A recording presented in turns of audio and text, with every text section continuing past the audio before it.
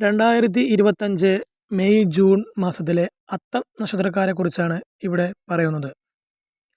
വർഷം മധ്യത്തോടെ ചെറിയ ദോഷഫലങ്ങൾ കാണുന്നു.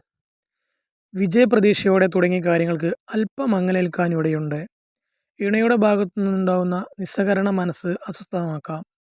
എന്നാൽ വ്യവഹാരങ്ങളിൽ വിജയം പ്രതീക്ഷിക്കാം. കുട്ടികളുടെ വിദ്യാഭ്യാസ കാര്യങ്ങളിൽ കൂടുതൽ ശ്രദ്ധ ചെലുത്തണം. സുതാര്യതയുള്ള സമീപത്താൽ അപമാനത്തെ അതിജീവിക്കാൻ കഴിയും. ആചാരമര്യാദകൾ പാലിക്കുന്നതിൽ ആത്മസംതൃപ്തിയുണ്ടാകും. ചില രോഗങ്ങൾക്കിടയുണ്ട്.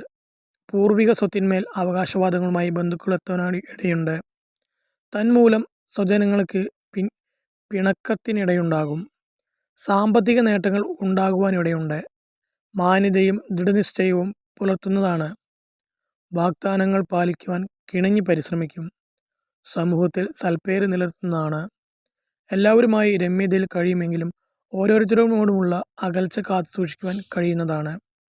വിധവകൾക്ക് പുനർവിവാഹത്തിന് സാധ്യതയുണ്ട്. കോടതി കേസുകളിൽ അനുകൂല വിധി ഉണ്ടാകുന്നതാണ്. തീർത്ഥയാത്രകൾ നടത്തും. കുടുംബത്തിൽ നിന്നും വിട്ടുനിൽക്കേണ്ട സാഹചര്യം കാണുന്നു.